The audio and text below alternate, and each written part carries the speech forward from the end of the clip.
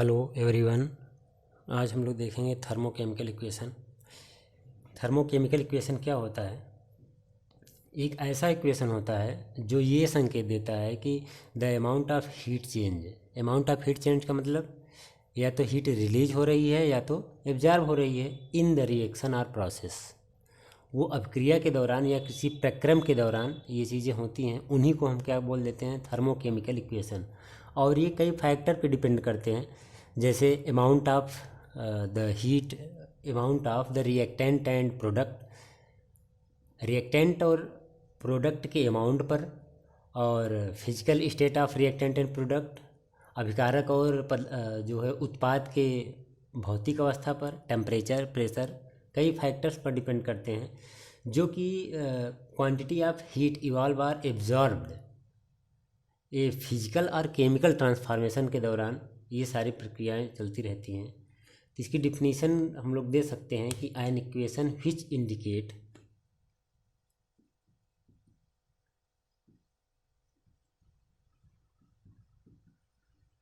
an equation which indicates the amount of heat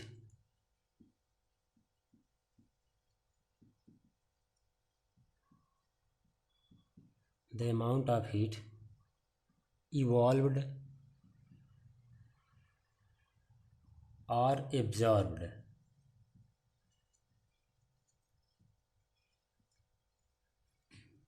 in the reaction or process.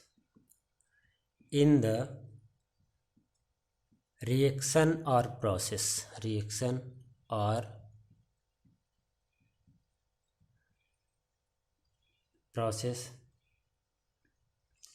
is called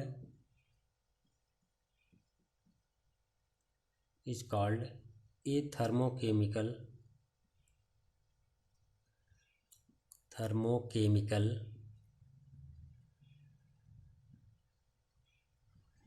equation.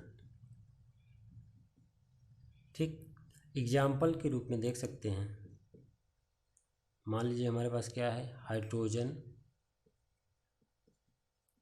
और oxygen है। ये दोनों मिला के क्या बना रहे हैं? Water molecule. अब इसमें जो हीट चेंज हो रहा है वो क्या है? -286.042 क्या? Kilo joule.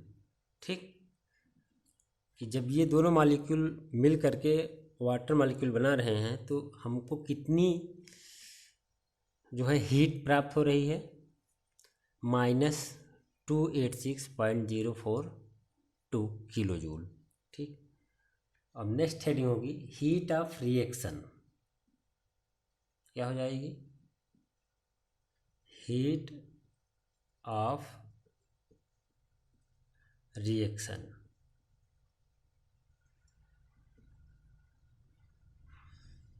अब हीट ऑफ रिएक्शन क्या होता है?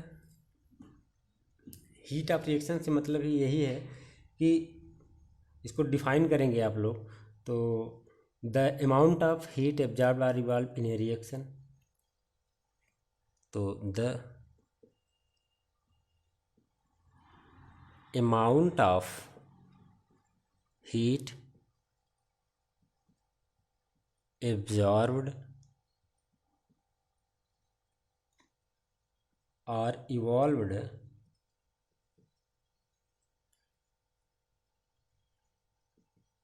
in a reaction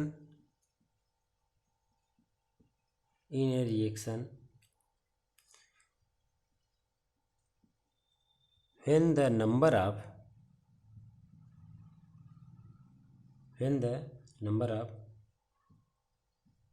moles of reactants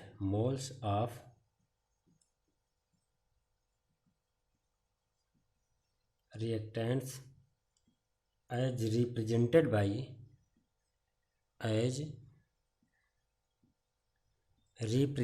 by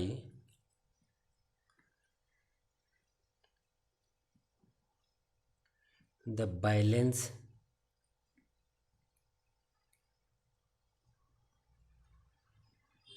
represented by the balanced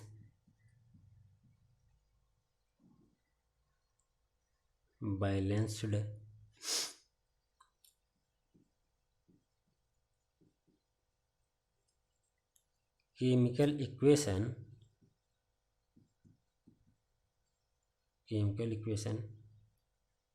change completely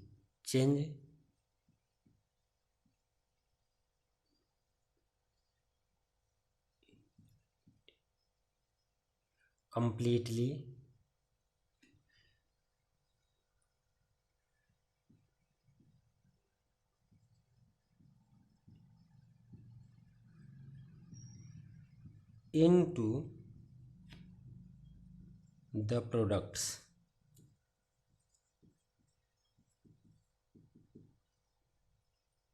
ठीक। ये इसकी क्या हो गई, heat of reaction of definition. Example के रूप में देखेंगे तो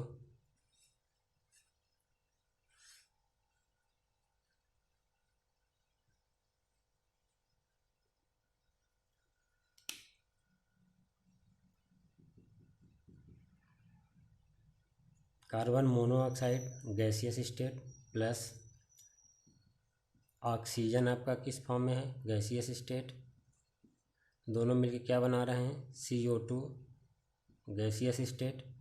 अब इसमें जो डेल्टा एच परिवर्तन हो रहा है हीट के विषय में, डेल्टा एच इक्वल टू क्या हो जाएगा आपका, -284.5 किलो जूल। ये इतना परिवर्तन होगा हीट ऑफ रिएक्शन के दौरान। अब हम लोग देखेंगे एंथैल्पी ऑफ रिएक्शन क्या होता है। एंथैल्पी ऑफ रिएक्शन देखेंगे हम लोग, उसमें एक स्टैंडर्ड टेम्परेचर और 1 एटमॉस्फेरिक प्रेशर पर जब इसको चेक करेंगे, स्टैंडर्ड प्रेशर का मतलब है 1 ATM प्रेशर, 1 एटमॉस्फेरिक प्रेशर, या 298 डिग्री केल्विन टेम्परेचर होगा, या 25 डिग्री सेल्सियस। कहने का मतलब जैसे 25 डिग्री सेल्सियस बोल दिया गया या आपको 298 डिग्री केल्विन बोल दिया गया, दोनों बात एक है। अगर डिग्री सेंटीग्रेड में है, इसको आप क्या करेंगे, केल्विन में कन्वर्ट करेंगे, क्या करेंगे, इसमें 273 प्लस क्या कर देते हैं, 25। तो ये जो दिया हुआ टेम्परेचर डिग्री सेल्सियस में होता है किस में कन्वर्ट हो जाता है, डिग्री केल्विन में। जैसे आप देख सकते हैं कि 5 3 8, फिर 7 2 9 और 2 ये 298 डिग्री केल्विन। तो दो के दोनों क्या हो जाते हैं, चाहे 25 डिग्री सेल्सियस पे लिया गया हो या 298 डिग्री केल्विन पे, दोनों बात बराबर होती है। तो आगे लिखेंगे हम लोग, the heat change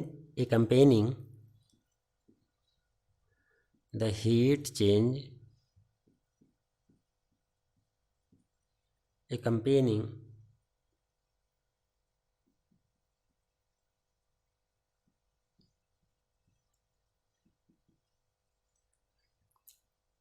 a reaction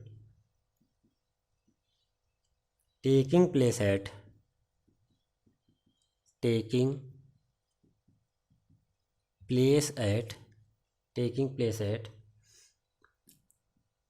298 degree Kelvin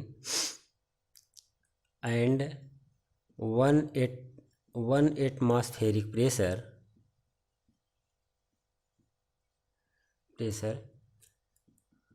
is called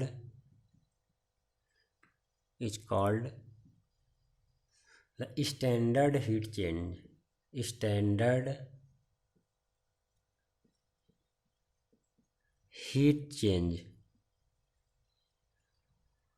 or standard enthalpy change।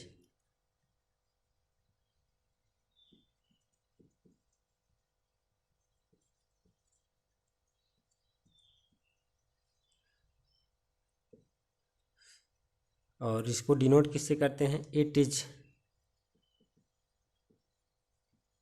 Denoted by delta H0।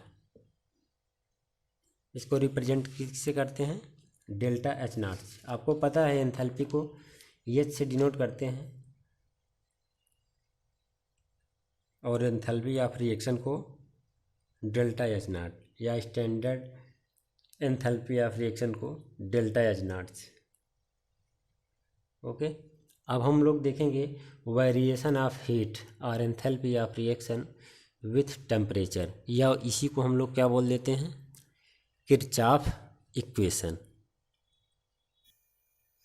ठीक, तो हम लोग देखेंगे इसमें the heat of reaction change with change in temperature. जो हीट रिएक्शन होता है वो चेंज होता रहता है जब उसका टेम्परेचर क्या होता है, चेंज होता है, of a gas due to the variation of its specific heat. ये जो चेंजिंग होती रहती है उसकी विशिष्ट ऊष्मा के कारण होती रहती है।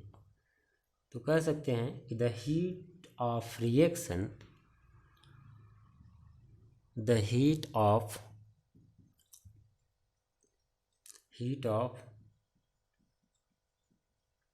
reaction change with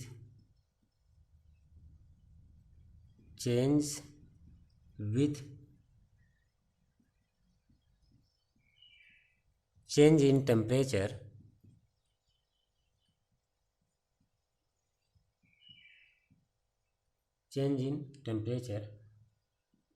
of a gas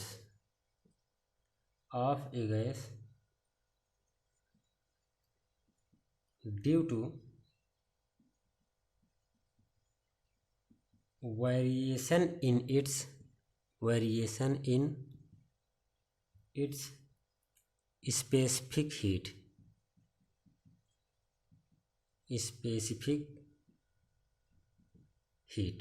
ठीक। The variation of heat change of reaction, इसी को हम लोग क्या कह देते हैं, जो the variation of heat change of reaction with temperature, जो वेरिएशन हीट में हो रहा है, चेंजिंग हो रही है टेम्परेचर के साथ, इसी को हम लोग किरचॉफ इक्वेशन बोल देते हैं। The variation of heat, the variation of heat change of reaction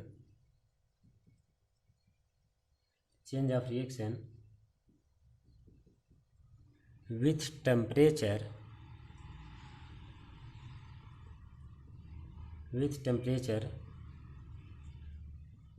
are known as Kirchhoff's equation।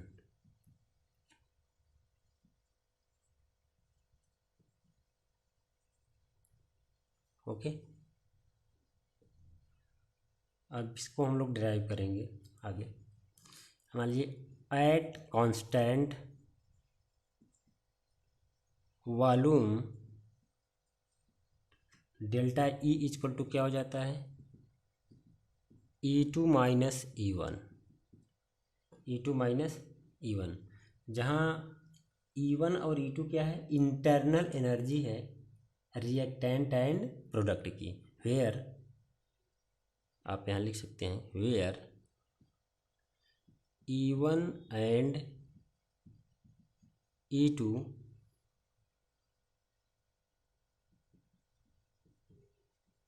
Internal energy of reactant and products,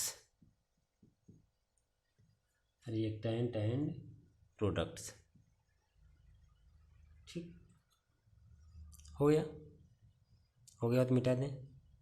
अब ये जो इक्वेशन हमारे पास है इसी को हम लोग क्या कर देंगे, डिफ्रेंशिएट कर देंगे with respect to temperature. Differentiating this equation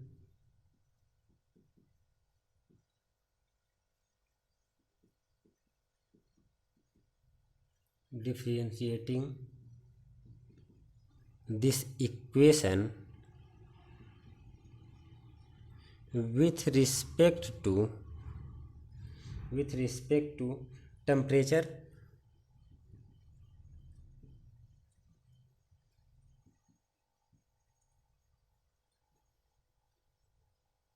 eight constant volume, at constant volume कर दीजिए तो क्या मिल जाएगा, we get D delta E upon D T at constant volume we D E two upon D T at constant V minus D E one upon D T at constant we.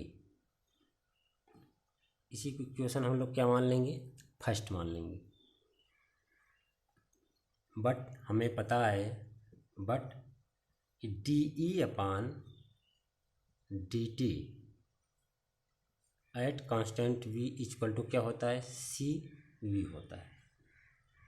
ठीक, अब D delta E upon D T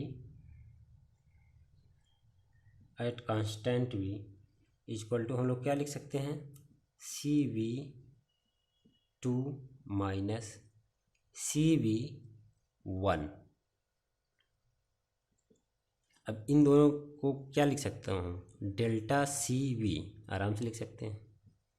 ये हो गया equation number 2, जहाँ पे सी V to और सी V one दो के दोनों क्या हैं, हीट कैपेसिटीज हैं। तो आप बता सकते हैं where C V one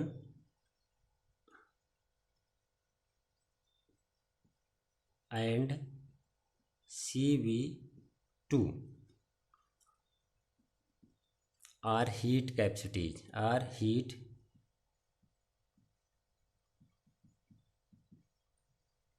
capacities. अब इस इक्वेशन को हम लोग क्या कर देंगे, इंटीग्रेट कर देंगे। Integrating above equation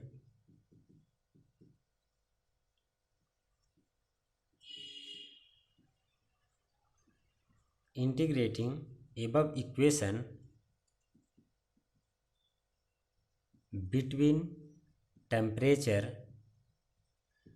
temperature T1 to T2, T1 से T2 के बीच में इस इक्वेशन को हम क्या कर देंगे, इंटीग्रेट कर देंगे। हो गया, क्या मिलेगा, we have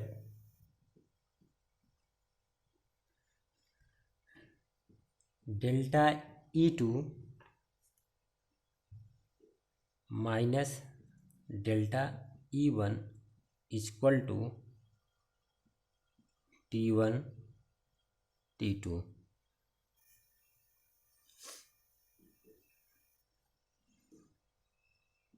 delta C B D T, delta E two minus delta E one equal to delta C B T2 minus T1, ये हो जाएगा।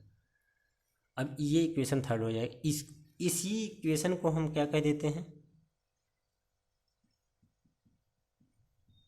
Kirchhoff's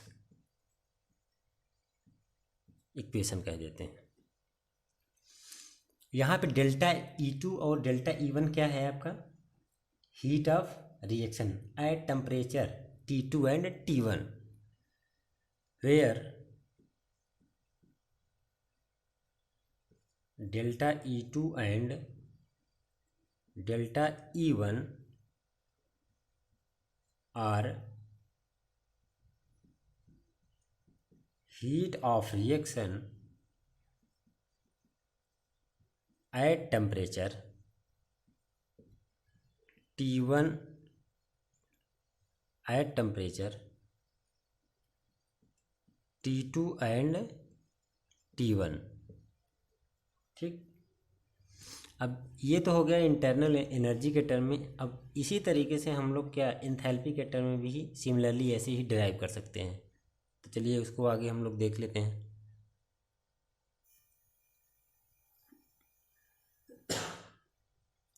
similarly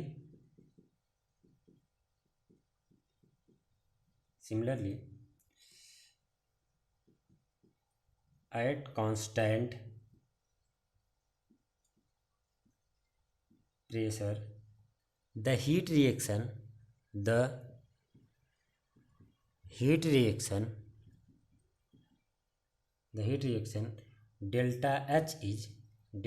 H is given by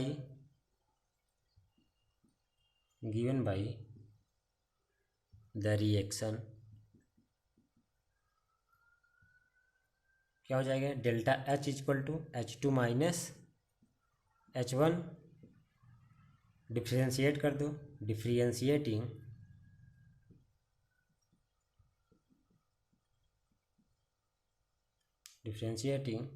with respect to temperature at constant pressure। वहाँ पे क्या था, differentiating with respect to temperature at constant volume था internal energy में, और यहाँ पे क्या है आपका, एट कांस्टेंट प्रेशर है। चलिए, D delta H upon D T at constant pressure P, D H two upon D T at constant P, D H one upon D T at constant P. पता है हमें, we know कि D H upon D T at constant P equal to क्या होता है, C P. तो हो जाएगा कि D delta H upon D T at constant P equal to C P to minus C P one. तो इस तरीके से आप देख सकते हैं कि D delta H equal to delta C P into D T.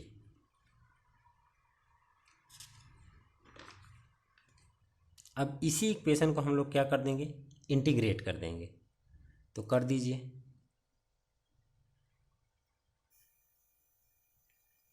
Integrating the equation between